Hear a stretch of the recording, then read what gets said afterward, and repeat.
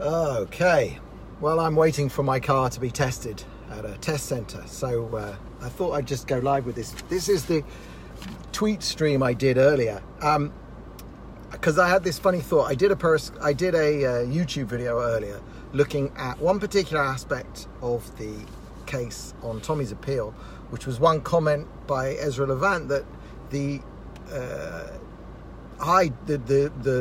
Lord Chief Justice might be hinting, there might be a hint that the judge in Leeds, with this ultra-wide blanket ban on reporting of his 3 trials that are ongoing, with that ultra-wide ban on reporting stuff, even if stuff has been already in the public domain, repeating it again now, that might be a problematic law. And it led me down this road of thinking what the judge in Leeds did, and this matches what I said right at the time in numerous periscopes and videos, which is that by taking Tommy off the street, arresting him and throwing him in jail immediately, the judge basically gave himself exactly what he didn't want.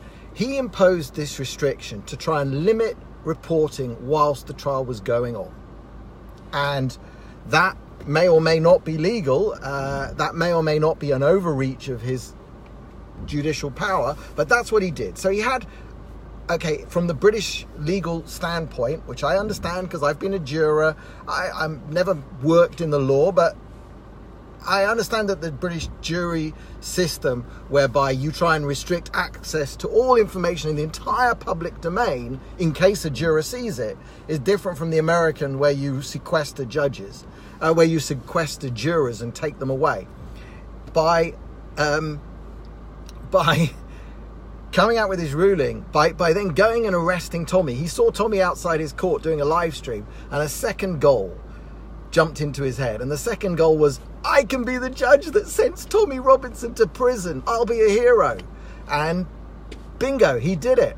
And well done, Mr. Judge. You did. You sent Tommy Robinson to prison. You are an absolute judge hero, I'm sure, for the British legal system. But what you did do was you made your case in Leeds, your 3 trials, the most famous Muslim rape gang case that's currently being tried in Britain, which is exactly what you were trying to avoid with your original reporting restriction. You tried to restrict reporting of your case now, and what did you get? The son of the President of America tweeting about it, the US Ambassador for Religious Freedom, which I didn't even know existed, discussing the case of Tommy Robinson's imprisonment, which you did. You got that into Reuters. You had people standing outside the embassy in Tel Aviv. You had protests in Australia. You had protests all around the world over your court case that you were trying to restrict information about. Brilliant. Genius trolling. If you, Mr. Judge, wanted your Leeds Muslim rape gang trial to be the most famous one in the world, you did exactly the right thing by pulling Tommy off the street, taking him into your court, trying him in 15 minutes or however long it took without watching the entire live stream that he did, and throwing him in the chink for 13 months. You did an absolutely brilliant job of getting publicity for your rape gang trial, which you were trying to avoid. If that's what you were trying, if you were trying to avoid all publicity for your trial while it is ongoing, you took all the steps necessary to get massive publicity for your trial while it is ongoing.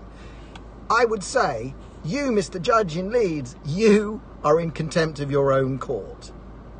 I think it's genius. Absolute genius. Anyway, I'm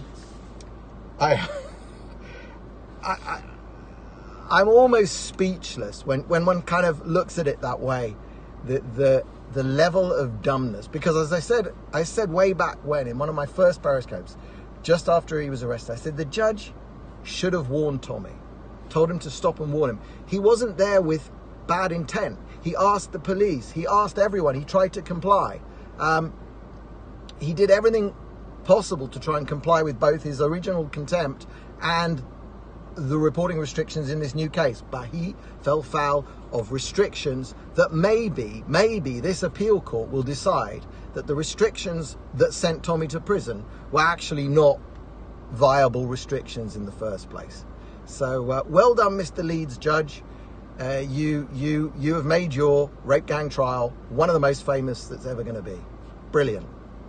Anyway, I got to get my car tested. It's the Israeli equivalent of the MOT for you guys back in Britain. And see you all soon.